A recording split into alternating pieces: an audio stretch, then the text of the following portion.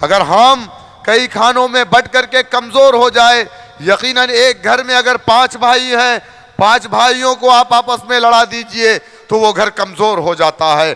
ठीक उसी तरीके से इस प्रदेश की तमाम सियासी पार्टियों ने मुसलमानों को जात पात बिरादरी के नाम पर बांटने का काम किया और हम बट गए, जबकि हम एक अल्लाह, एक नबी, एक कुरान, एक काबा के मानने वाले हैं।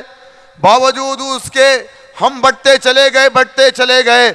लेकिन जब भी जालिम ने हमारा शिकार किया, जब भी जालिम ने हमारे ऊपर जुल्म किया, कभी जालिम ने ये नहीं देखा कि मैं अंसारी हूं, मैं मंसूरी हूं, मैं सैफी हूं, मैं चौधरी हूं, मैं पठान हूं, मैं कुरैशी हूं, बल्कि जालिम ने सिर्फ ये देखा कि ये कलमा ला इलाहा इल्लल्लाह मुहम्मदुर रसूलुल्लाह पढ़ने वाला है, इसे मार दिया जाए। हमारे ऊपर जुल्म, हमारे ऊपर हमारे साथ नाइंसाफी सिर्फ कलमे की बुनियाद पर की जा रही है। मेरे दोस्तों, मेरे बुजुर्गों, हमसे ज्यादा जुल्म, हमसे ज्यादा नाइंसाफी इस प्रदेश के अंदर और भी जातियों के ऊपर हुई, लेकिन सबसे ज्यादा अगर जुल्म किसी के ऊपर हुआ तो वो जाटव समाज था। आपको याद होगा कि ये जाटव समाज, जो कि उत्तर प्रदेश के अंदर 11% आजाद हिंदुस्तान में दलितों के गले में मटकी लटकाई गई ताकि वो जमीन पर ना थूके, वरना जमीन नापाक हो जाएगी। आजाद हिंदुस्तान में दलितों के कमर में झाड़ू बांधे गए ताकि दलितों के पैरों के निशान जमीन पर ना रहे। आजाद हिंदुस्तान में दलितों को कुएं से पानी नहीं लेने दिया जाता था। इसी आजाद भारत में दलितों को स्कूल में बैठने के लिए बेंच नहीं दी जाती थी।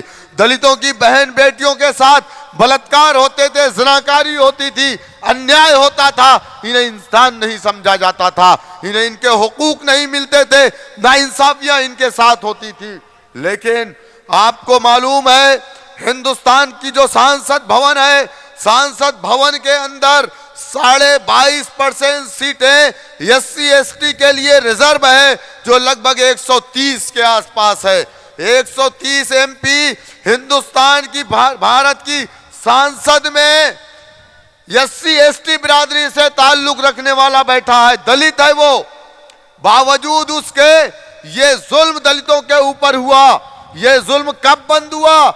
जब मान्यवर काशीराम ने पंजाब की सरजमीन से निकल करके उत्तर प्रदेश की एक जाटो बस्ती में जाकर के ये कहा कि ए जाटो समाज के लोगों, अगर तुम ये समझ रहे हो कि हिंदुस्तान की पार्लियामेंट में बैठने वाला 130 MP तुम्हारी आवाज बनेगा, कभी नहीं बनेगा। जब भी बोलेगा वो अपनी पार्टी के गाइडलाइन पर बोलेगा, कभी अपने ऊपर हो रहे जुल्म और अत्याचार पर अपना मुंह नहीं खोलेगा। है मेरे समाज के लोगों, जमहूरियत की सबसे बड़ी ताकत सियासत है।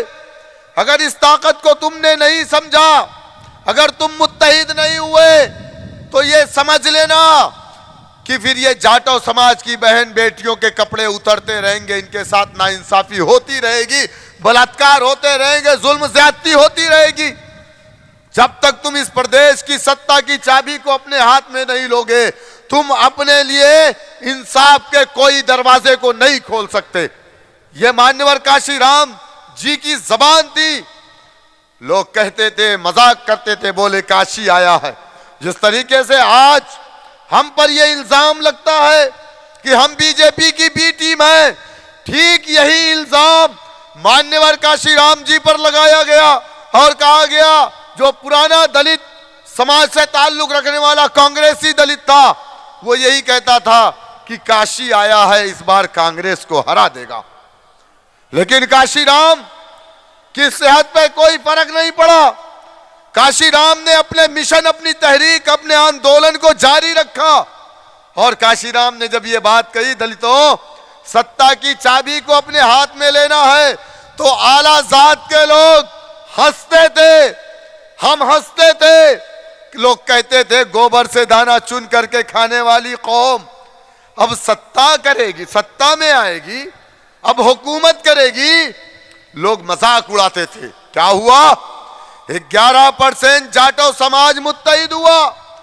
उसने अगर मगर लेकिन नहीं, हराने जिताने का काम नहीं। उसने काशीराम को अपना नेता माना और मायावती को अपना लीडर माना, नीले परचम को अपना परचम बनाया और बहुजन समाज पार्टी को अपनी पॉलिटिकल पार्टी माना। एक बार, दो बार, तीन बार नहीं, 4 बार इस प्रदेश की सत्ता में दलितों ने हिस्सेदारी ली, अपनी कौम की बेटी को इस प्रदेश का 4 मर्तबा मुख्यमंत्री बनाया। आज कौन सा ऐसा थाना है जहां पर दलित का बेटा एसएचओ नहीं है? क्या दलित का बेटा एसएसपी नहीं बना?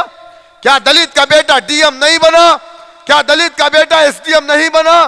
क्या दलित का बेटा तहसीलदार पटवारी नहीं बना? क्या दलित का बेटा कानूनगो नहीं बना? मुसलमानों, आप क्या बने? क्या बने? जैन मुसलमानों के घरों पर पंचायतें टूटती थी, हर समाज ये कहता था मुसलमान है, चलो इंसाफ की बात करेगा, हक की बात करेगा, क्योंकि अल्लाह सुब्हानहू तआला में इस दुनिया में मुसलमानों को इंसाफ कायम करने के लिए भेजा है, अदल कायम करने के लिए भेजा था। लेकिन आज मुसलमान लोगों के दरवाजे पर इंसाफ की भीख मांगने जा रहा है, तो आपके दरवाजे पर लोग इंसाफ के लिए क्यों आएंगे?